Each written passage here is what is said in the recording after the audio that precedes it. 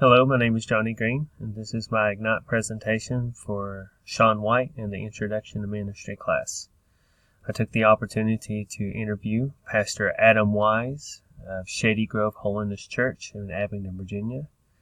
Pastor Adam was born on February the 22nd, 1984, and he was called to ministry in July 2005.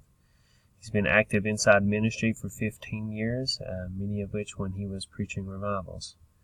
I wanted to interview Pastor Adam because of the youth that he offers, and also to build a rapport and a relationship with a pastor outside of our church. I thought it was a great opportunity to be able to build a relationship with someone else.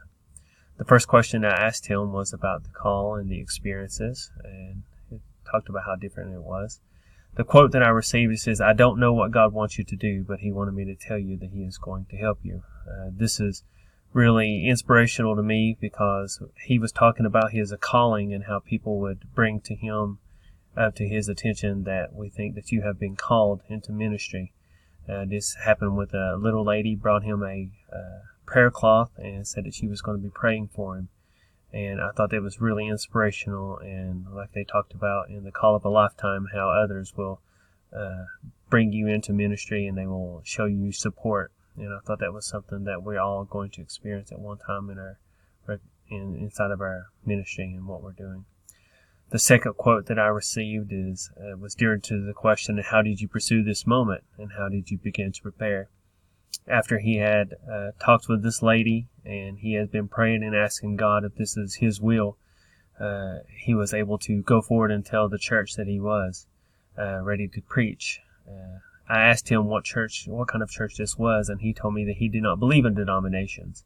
And he said, really, I just believe in the Bible. And I was like, man, that's the kind of focus that we all need to have. That's what we need to all be thinking is, this is not about denominations, but if we're preaching the Bible and if we're standing on the Word of God, we have nothing to fear. So just hearing that quote come from him, especially as someone is young and speaking inside of a holiness church, I think where denominations are huge, I thought it was fantastic to hear.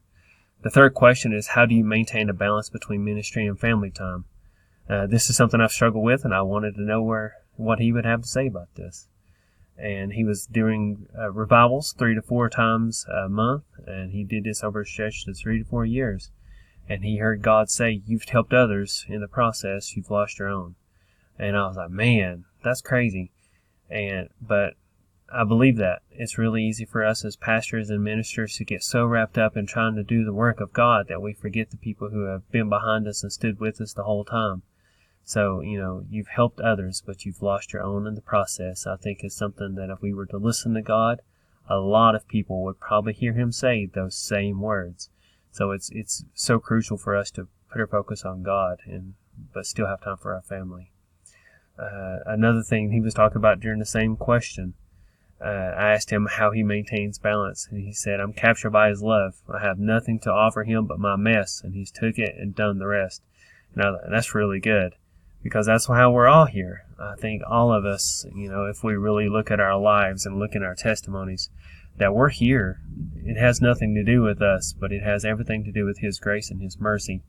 So, when we offer our mess to Him and He takes it, He does the rest. We say in CR, He takes my message, turn it into His message.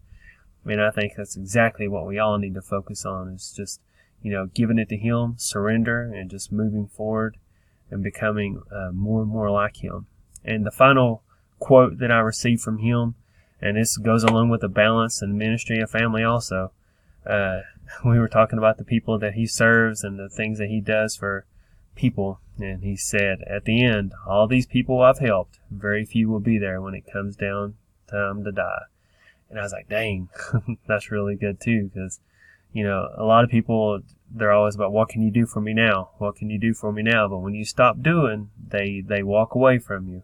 But the only ones that will not are your family, and it will be Jesus. So I think all of us, when we are doing our family time and we're working our ministry, we need to make sure we maintain healthy balance and that we can stay focused on what really matters inside of this ministry and inside school. So I thank you for this opportunity. Pastor Adam was an incredible interview. and I look forward to building a relationship and a rapport with him. So this was a great opportunity, and I look forward to doing it more often. Thank you, guys.